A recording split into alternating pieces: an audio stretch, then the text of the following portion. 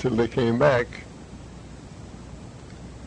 to get across the canal, see?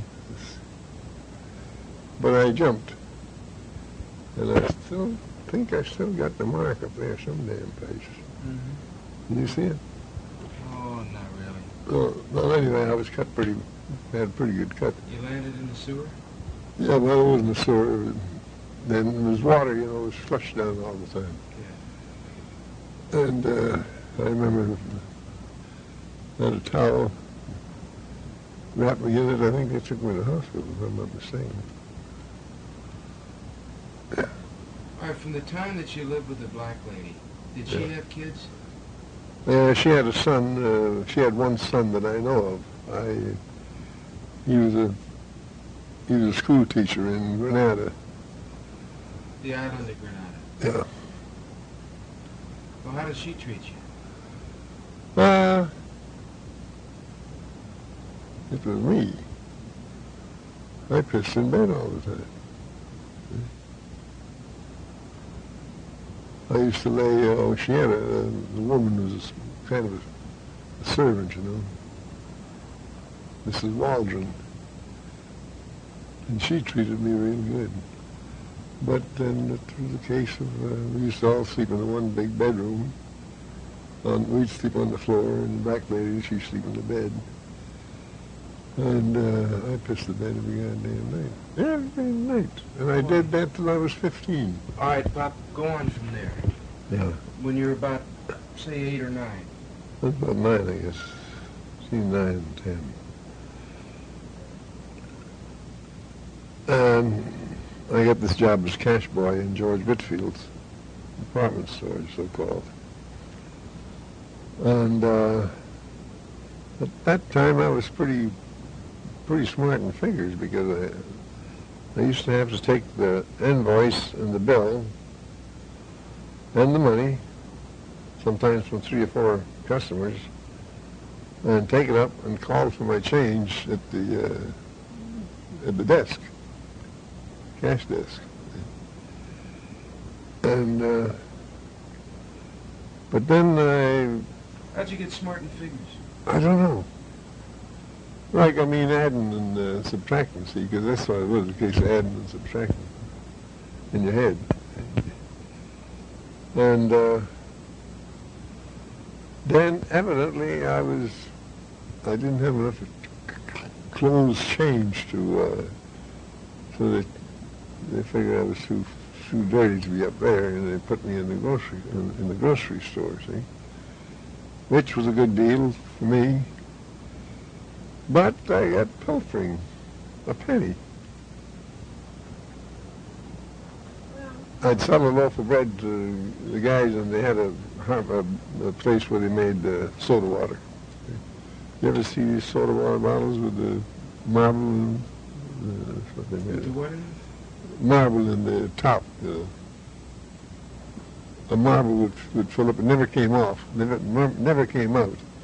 This marble, when they put the pressure on, the marble would go up and stop it. See?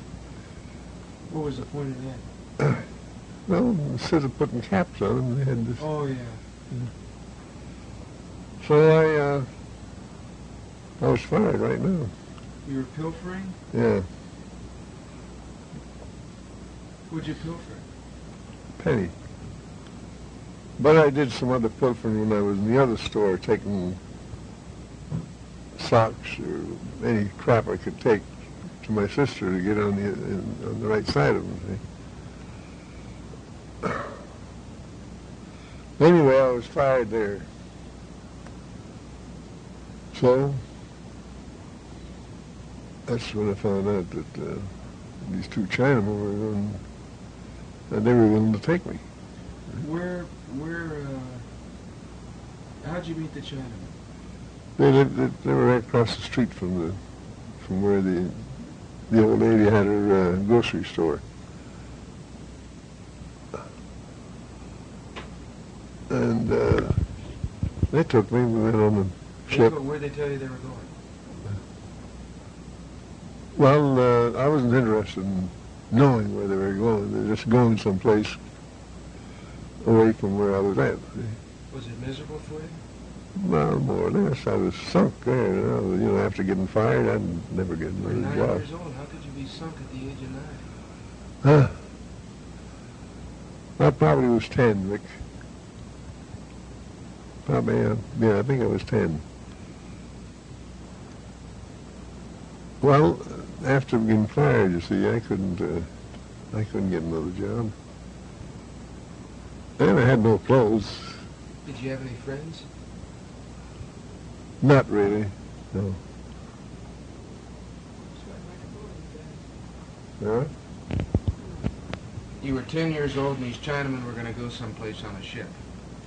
Yeah, going back to their home, see, which was up the Georgetown River. See? Georgetown, British Guiana. See? So How far is that from Bridgetown? Probably 300 or 400 miles as far as I can remember. Same island? No. Different, I don't know. You'd be out in the ocean then, wouldn't you? Oh, yeah. Right out in the Caribbean. How far was British Guiana from Barbados? I don't really know, but I think it was probably 400 or 500 miles. Part of a chain of islands, isn't it? Yeah. I think Georgetown, Demerara, I think, was a larger complex, kind of part of South America. Anyway, we landed in Georgetown, and some of these black, what the hell, the news went so damn fast. Anyway, we got in canoes and paddled up this Georgetown River. Oh, we paddled for about a day, I guess, up the river.